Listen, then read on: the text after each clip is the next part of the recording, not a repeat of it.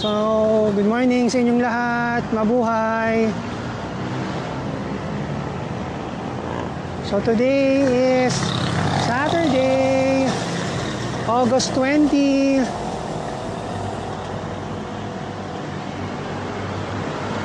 Ngayon lang ulit tayo makakapag-vlog after natin sumali ng Subic Audax 300 last July 22.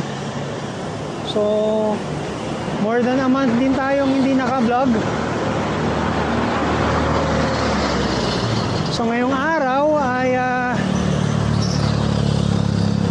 try nating pumunta either sa Boso-Boso or sa may Antipolo Church. So aahon tayo ngayong araw na to.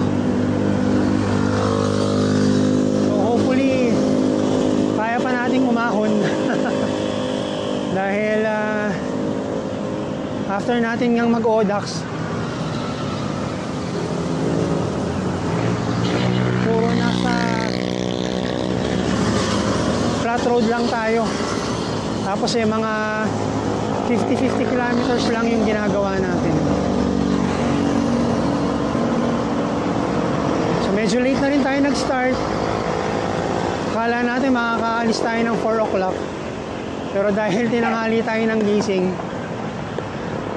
instead na 4 o'clock tayo aalis, 4 o'clock na tayo nagising.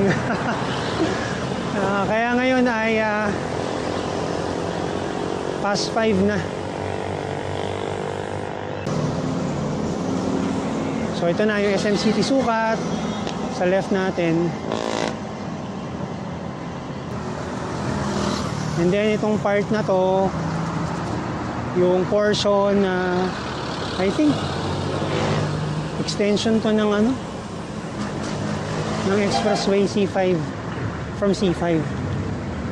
Buti na asfalto na tong kalsada na to kasi dati sobrang baku-baku to.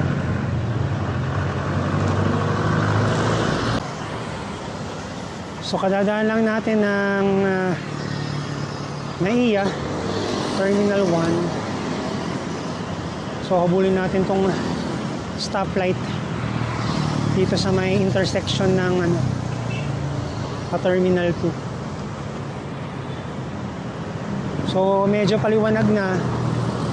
Ang oras ay 5:29 ng umaga. So far tayo ay nakaka 7 kilometers na. Ayan, mukha na mga aabot tayo.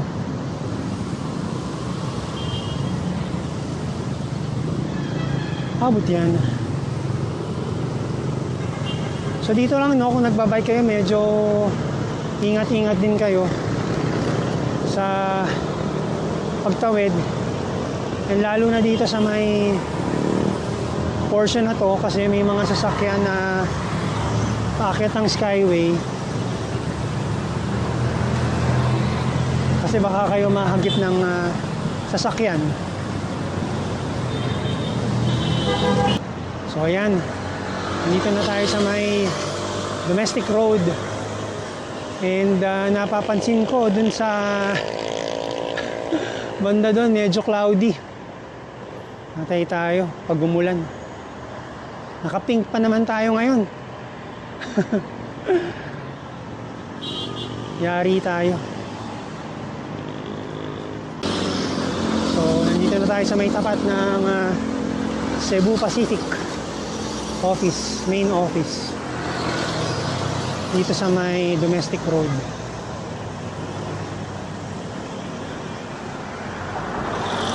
And then after nitong office ng domestic ng Cebu Pacific, ito na yung domestic road, domestic airport or NAIA Terminal 4. Ayan.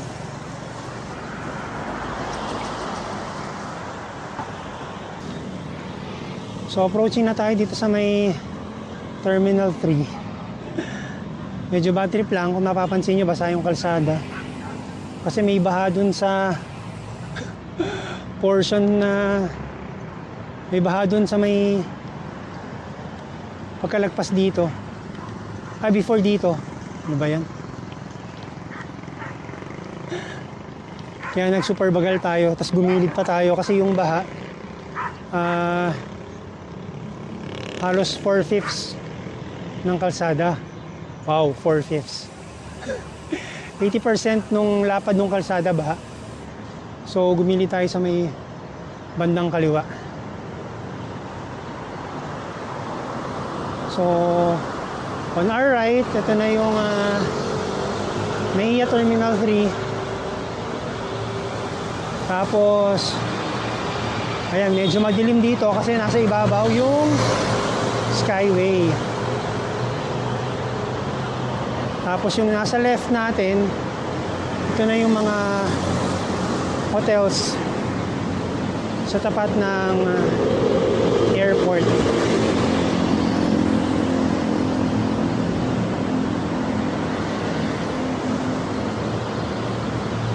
NAIA Ninoy Aquino International Airport. So ayan, sa ating kanan.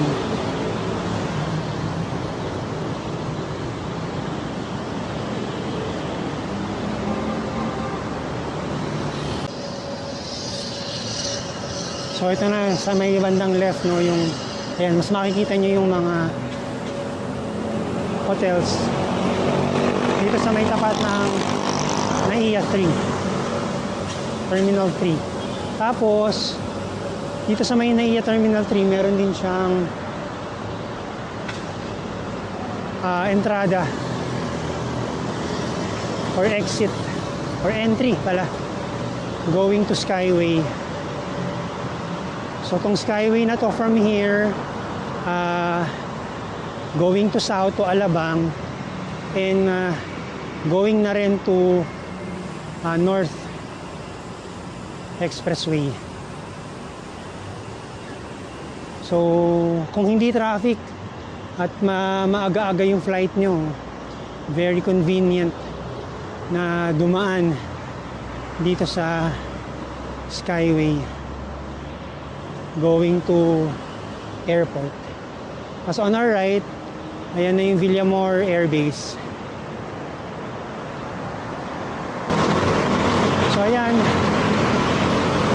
dito sa right natin, dito sa may parang merong entrada, ito yung isang gate going to ayan, Villamor Air Base.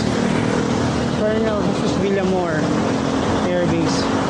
Ngayon ko lang nalaman yung kanyang rank and pangalan ni Villamor.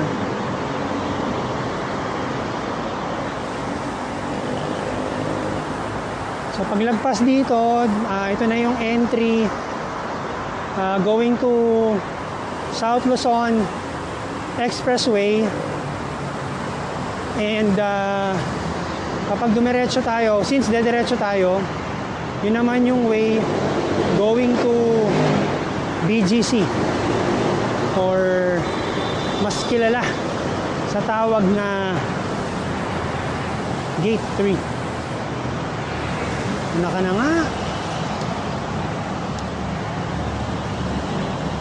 Si Kuya ayaw pang sa likod natin sumunod. Yun lang yung iingatan nyo, no? Kahit malapit na kayo dun sa pagliliguan nyo, meron talagang mga sasakyan na instead na pumila sa likod nyo, uunahan talaga kayo. So eventually, pwede kayong makat or makakat talaga kayo. And sana lang hindi sila makasagi sa ganung diskartihan. So ayan, ito na yung bridge. So tumatawid na tayo ng South Luzon Expressway. Ay. Then ito na yung entrada going to BGC or mas kilala nga sa tawag na Gate 3.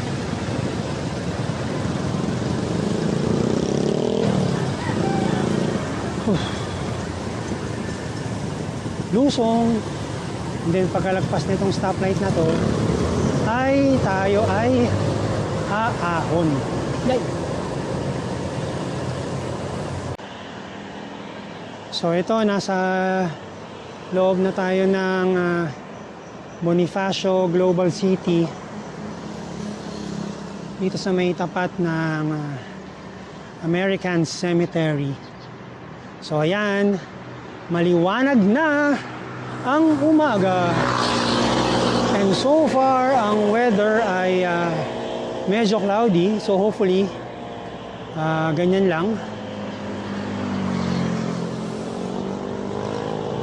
At hindi umulan. At hindi masyadong mainit or maaraw. So ang oras ngayon ay 5:57 na ng umaga. Tayo ay nakaka 16 kilometers na. So ayan, daming nagbabike. Marami talaga nagbabike dito sa BGC.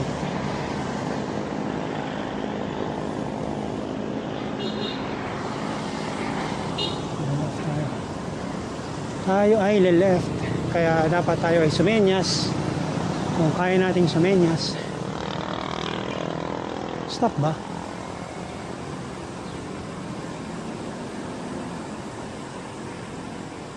Hindi gumagana. Bago na stoplight Hindi gumagana.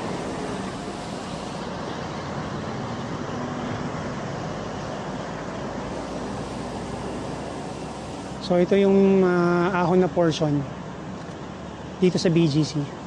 Pero madali lang naman.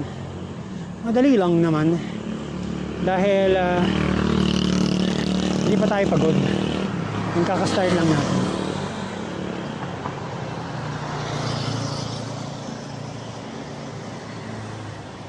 So katulad ng binanggit ko kanina, no, kung mapapansin nyo, meron tayong parang necklace or neck holder ang tawag dito.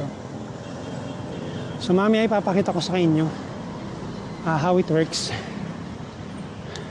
Magde-demo tayo. Mamaya ikakabit ko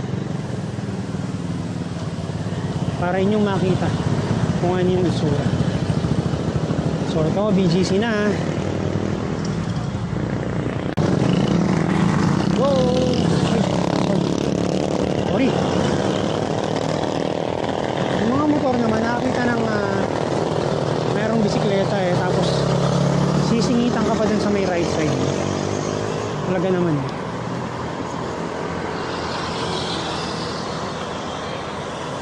Sarap, lusong. So ito, katatapos lang natin mag-breakfast sa Jollibee 1000 store sa BGC. So didiretso na tayo sa ating destination. Sa Mag-Antipolo Church muna tayo. Tapos let's see kung what time tayo darating doon. And kung kaya pa nating magboso-boso.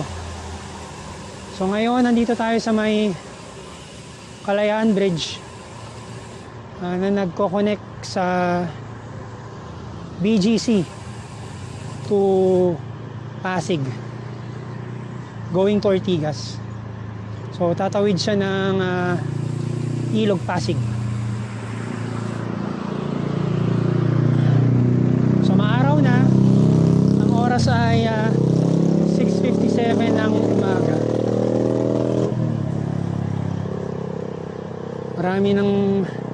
Marami rin palang tumatakbo dito sa bridge na to. Kala ko mga bikers lang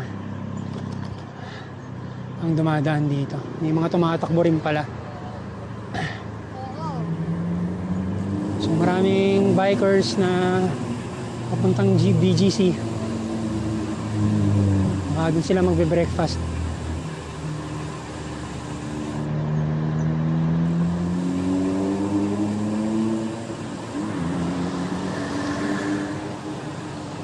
Thank you.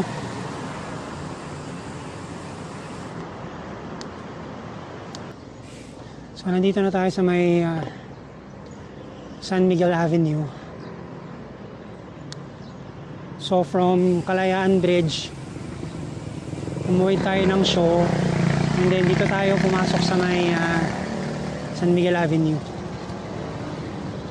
So instead na Meralco Avenue tayo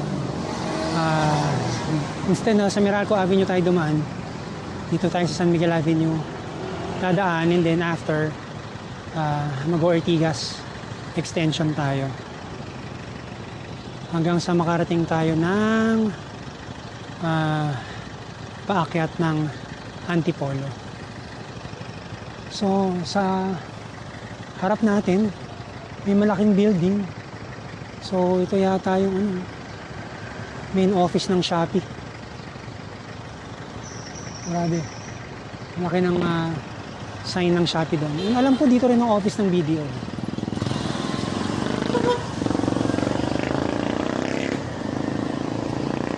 So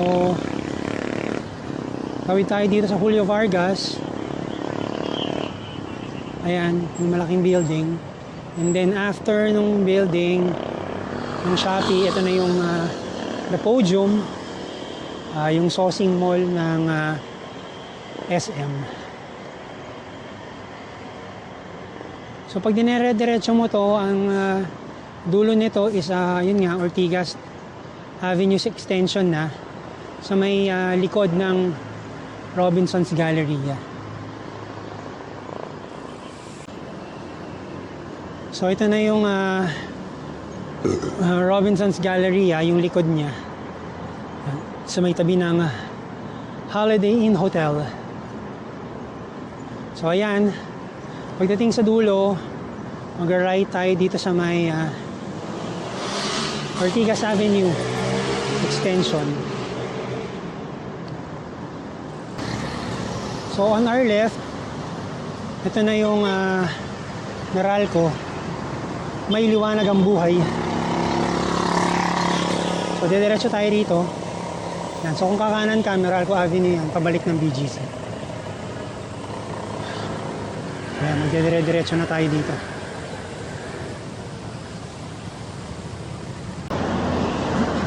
So tinatahak pa rin natin tong Ortigas extension. So approaching na tayo sa may junction, it's sa may Cainta.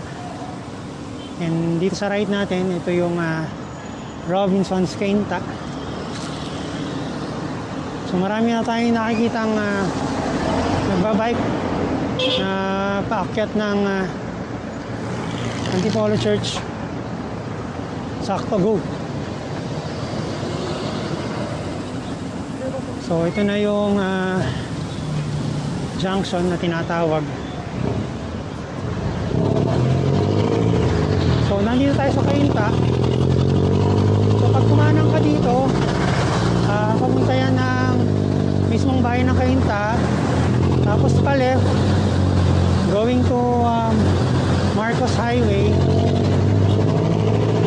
Imelda Avenue yon. And then itong diretso nga, Ortigas extension going to Antipolo. Sa Antipolo kasi may from Metro Manila merong two ways para umakyat. So ito yung isang way via Ortigas extension Avenue, and yung isa is magma-Marcos Highway ka tapos Sumulong Avenue. So yung isang way mamaya doon tayo dadaan na pabalik.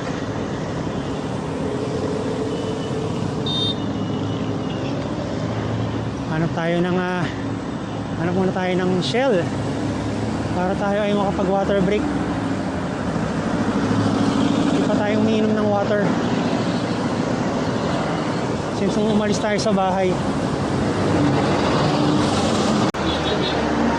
So nandito pa rin tayo sa Ortigas extension Avenue.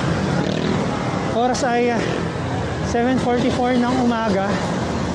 So paparating na tayo dun sa another junction, pero this time ito na yung paakyat ng Antipolo. Ngayon ang jeep. So ito na yung junction packet ng Antipolo. So yung kapakanan going to Taytay yan. Tapos tayo diretso tayo rito. Siyempre hindi tayo pagbibigyan ng jeep.